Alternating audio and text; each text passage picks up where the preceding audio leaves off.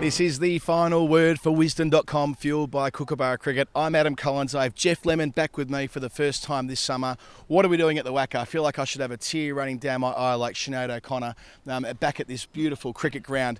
We're going across the road to the Perth Stadium this week, Geoff, and we'll talk more about that in a moment. But Australia are training here in the build-up to the second Test match after performing quite admirably last week in Adelaide despite losing by 31 runs. I do not have a tear running down my eye. I've got sunscreen and sweat running out of my eyes because that's what you have to survive in this harsh environment, in this unforgiving terrain, the Western Australian Cricket Association ground. We will be in slightly more luxurious environs across the river, and the Australians need to hope that they can sort of use that home ground comfort, even though it's a new stadium, conditions that might suit their bowling attack. It'll suit the Indian bowling attack as well, but it's just a matter of who adjusts and which batting side adjusts to a bit of pace and bounce over there. Yeah, let's look backwards before we go forward. So the Adelaide Test match, the margin was 31 runs, which probably flattered Australia all told, but my sense was that the reputation that they had coming in, it was as much about that as it was about the cricket. The way they played the game, the way they fought hard, I think they enhanced their reputation at the first time of asking this summer, which isn't for nothing after the year that's been in 2018. Yeah, but I mean, it was one of those games where,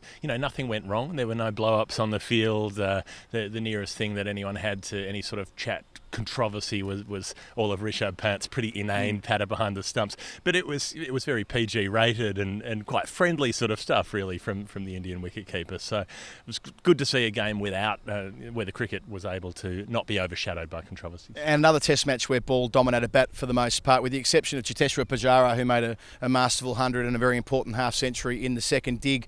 Australia had Travis Head and Sean Marsh make it to a half-century, but no one else. Nathan Lyon really was the man who, at the end, with 38 not out in the second dig, 24 unbeaten the first time around, was perhaps Australia's most accomplished with the willow across the span of two innings. But the fast bowling of India, Geoff, we spoke about it a lot in the build-up. They performed so well in England over what would have been the northern summer in that Test series. They didn't quite get the rewards there, but here they look just as capable of taking 20 wickets as the Australian attack, and they did so fairly comfortably this time around. In Adelaide, yeah, they were relentless, they were organised, and they just hit their spot time and time again. As you said, they'll get a bit more assistance. Sometimes that can send visiting bowlers into a bit of a tiz. They get too excited at a bit of extra pace and bounce, but they were so good at adjusting to what they needed to do on that Adelaide wicket, which was a bit slow, a bit difficult to time shots on. Both teams crawled along at pretty low run rates, but it was nonetheless a very competitive wicket, and the groundsman in Adelaide has once again done a terrific job. Speaking of competitive wickets, that's what we're hoping for across the road. We're told that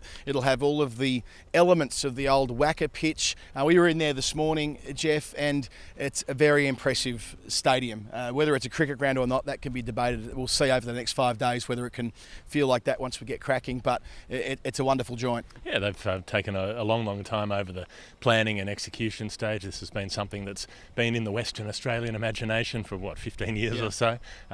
It's been realised over the last 12 months or so, and it's got its first Test match coming up now. And while we were over there, we caught up with the Chief Executive of Perth Stadium, Mike McKenna. Mike McKenna, the Chief Executive here at Optus Stadium in Perth. How proud are you of having this brand new, sparkling stadium ready for Test cricket? Oh, look, we're very proud of the accomplishment to get here to this point. We're really proud of the fact that it's the latest Test venue in the world, and we're really looking forward to putting on a great spectacle. We know from what we've seen in the Sheffield Shield game here a couple of weeks ago, it should be the sort of surface that will come through, an old-fashioned WACA-style pitch perhaps? Yeah, look, that's the intent. It reproduces what people expect from West Australian wicket. Fast, bouncy, a lot of carry. Great wicket for the Australian team to bowl on. And there really should be good support from the local Perth crowd. I mean, I know you're not opening the top deck this week, but that's a small part of the broader tapestry here, isn't it? It's a huge venue. Oh, it's a huge venue, and it'll take a couple of years to get to the point where we fill the stadium for Test matches. But like everywhere else in Australia, we expect days 1 and 2 of the Test match in the future to be sellouts. And almost the perfect side, really, isn't it, to play in the first Test match here? So well supported around the world are the Indian cricket team. The Indians are a great team. Other than the Ashes, the Indian team is the next biggest team in Australia.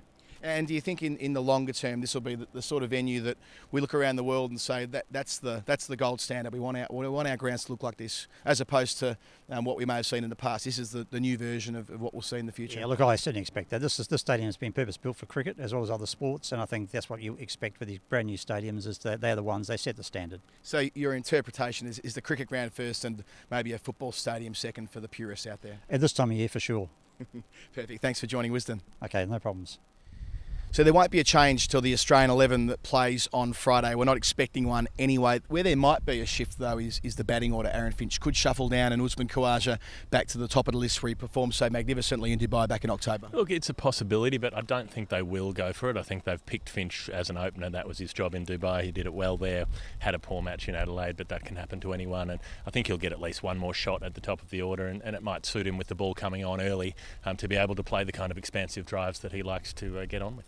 And they should be the right kind of conditions for King Coley and his fast bowling attack to take a 2-0 advantage in the series, which would, of course, guarantee the trophy. Follow it all, of course, on wisden.com. This is The Final Word, fueled by Kookaburra Cricket, with Adam Collins and Geoff Lemon. Bowling, my best ball is usually try and spin up the back of the ball. So basically my fingers are going to come up the back of the ball, try and get as much overspin I can get on the ball with an off break to hopefully get a little bit of drift, a lot of bounce and a bit of turn back into the stumps.